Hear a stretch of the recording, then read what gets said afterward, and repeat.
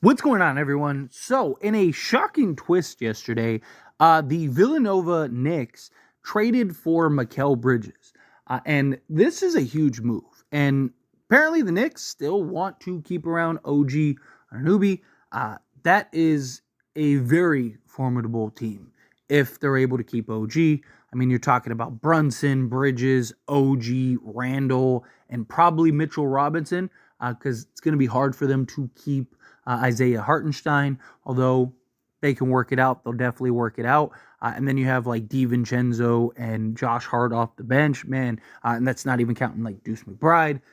The Knicks are going to be tough. Like, I already thought the Knicks were the second best team in the Eastern Conference. I think if the injury bug didn't hit them and hit them hard, I actually think that they would have been in the conference finals playing the Boston Celtics. So them adding Mikal Bridges definitely think was a huge move. I do think that they overpaid for Mikal Bridges, but I get it, right? Like, and I'm sure the Nets kind of took advantage of the situation the Knicks were in, wanting to kind of build the Villanova Knicks. We'll see how it goes, right? And look, if the Knicks end up winning a championship, nobody's going to care, right? Like, no one's going to care that a team that hasn't won since like the 70s and Mecca basketball and all that, they win a championship, the Knicks did their job, right? So be very interesting to see how it plays out with the Knicks. But another move that kind of went under the radar was the Houston Rockets were able to pull off a trade to essentially just move around draft picks with the Brooklyn Nets. And now this worked out for kind of both sides, right? Like, so the Brooklyn Nets, they're hitting the reset button. They're looking to basically tear it down. I'm sure that they're going to start having a fire sale, and they obviously would be in their best interest to kind of get back the picks within the next like 2 years, right? So they were able to basically lock up to where the next like few years they'll have their draft picks. So that way, as they're kind of tanking for the bottom, they'll be able to draft high in the draft. Got like Cooper Flag, who he's supposed to be the guy that everyone's going to be tanking for. He just had like his first like Duke practice and looked like everything that people are expecting him to be. So, you know, a team like the Nets, they definitely want to kind of retool, rebuild for a roster. And the Houston Rockets, they kind of want to go in the other direction, right? They're a team that wants to kind of win ASAP. Now, they're very understandably in a position where they're not expected to win a championship right now, but they believe that they're a move or two away from, like, if they can get a real star, like, they could be right there in the thick of it. Because, I mean, they were, in a lot of ways, kind of in the thick of it. I mean, there was stretches where they were, you know, one of the hottest teams in the league. They had multiple, like, 10-game win streaks, stuff like they were just really like a roller coaster. They'd have, like, you know, like a 5-game win streak and then like a 4-game losing streak. And then, like, they were just, like, completely up and down. But they were a young, fun, exciting team. Nice balance of youth and vets. They have a bunch of tradable players. And then also a bunch of draft picks and stuff from the Harden trade and all that stuff. Well, they basically now control pretty much all of the Phoenix Suns picks. And to me, it looks like and it sounds like, based on the reports that came out, because the Houston Rockets are targeting Devin Booker and in particular Kevin Durant. They really want Kevin Durant, right? Kevin Durant on Houston, if you're the Rockets, I don't really understand Kevin Durant, but we'll touch on that here more in a minute. But to me, this seems like a team that is gambling on the idea Phoenix is going to be bad again, which I think is more likely than not going to be the case. I said that they were going to be bad in the offseason. As soon as they traded for Bradley Beal, what did I say? I literally made videos and was like, they're not winning anything. They're not going to be a good basketball team, right? That you basically have 3 guys that are essentially the same player at different scales.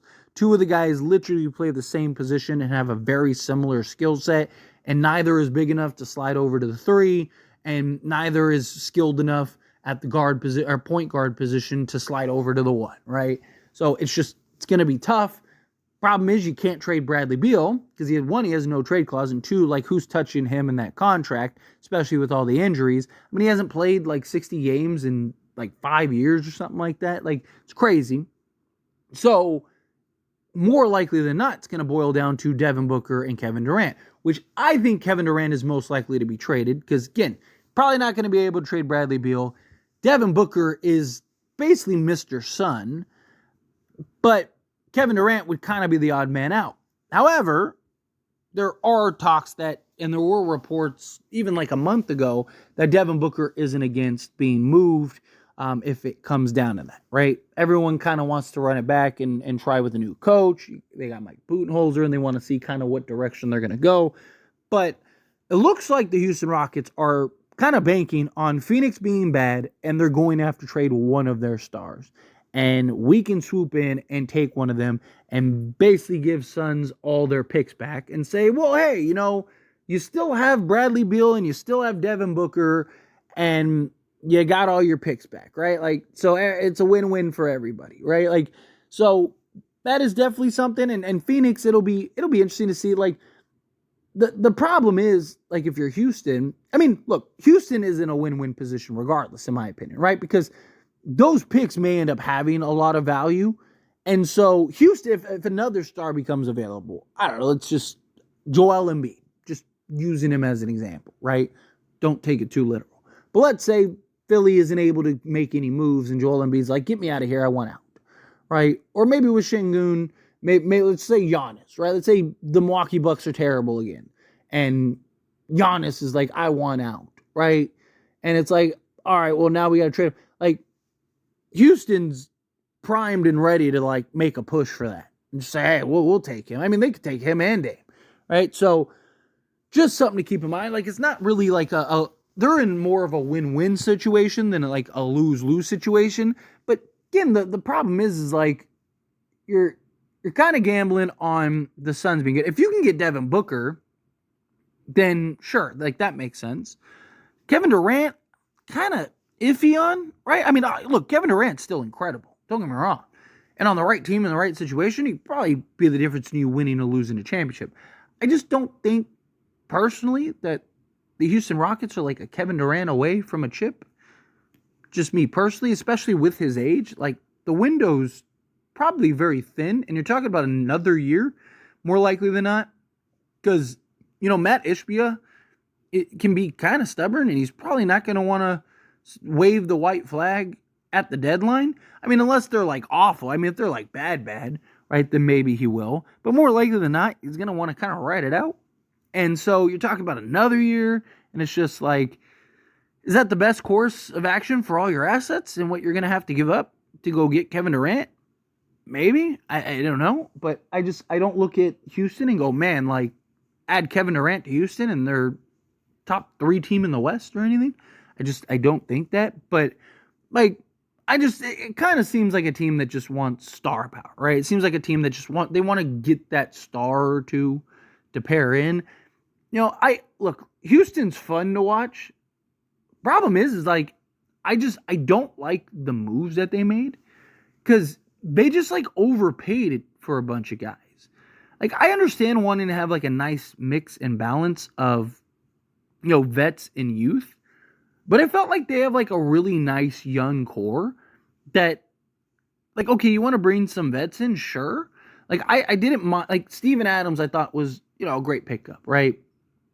I thought, Jeff Green was another huge quality pickup, right? Like, but they're on like reasonable deals. But you look at like Fred VanVleet, right? And it's just like, I'm not a fan of his contract. I mean, the dude's making $40 million a year. Right? Like, I don't think he's anywhere close to that. He's probably closer to like $20 million a year player. And then, same thing like Dylan Brooks, he's making $22-23 million a year. Right? I just think that they overpaid for a lot of these guys, which, again, I that's probably why and how they were able to get those guys. But still, it's like you're going to have to start paying guys here soon. Some of your young guys, some of your young core. And it's just like, I don't know. I'm not, like, I just feel like they kind of are jumping the gun rather than like realizing like we have a really nice young core that we could just add the right vets around and, kind of build over a year or two, and maybe one or two guys end up becoming a star. Like you have like Eason, Tari Eason. He's supposed to be coming back. Like he looked very promising. Jalen Green looked like an absolute baller and a hooper. And looks like he's starting to mature and kind of come into his own. Obviously Sengun is incredible. Jabari Smith is really good. Like I really like their young core. Cam Whitmore, again, it's another name, right? Like I just think that they have some really nice young pieces, and I feel like they're just like a little too desperate to try to get that star. And it's like, be patient, right? If the right star becomes available, then you bounce on it, right? Right move is there, do it. But to me, it just kind of seems like they're trying to force a move, and they're trying to like gamble. Oh, let's go get Kevin Durant, and it's like, okay, is Fred VanVleet, Dylan Brooks, Kevin Durant, Sengun, or like, is that enough for you to win a championship? Probably not. At least, again, in my opinion. But anyway, as always, this is a discussion. Best question on you. Let me know your thoughts and opinions down in the comments below. What do you think? How do you feel? What are your thoughts? Do you think they're kind of jumping the gun a little bit? Do you think, no, hey, if you can get Kevin Durant, get Kevin Durant. What'd you think of the move? What'd you think of the Knicks move? Again, how do you feel? Whatever your thoughts are, I'd love to hear it. So let me know down in the comments below. That being said, if you haven't liked this video, hit that like button. Helps me a lot. Helps me enjoy these types of videos, and I truly appreciate it. Not subscribe channel, hit that subscribe button. Turn on the bell notifications. Appreciate y'all. See you in the next one. Thank you.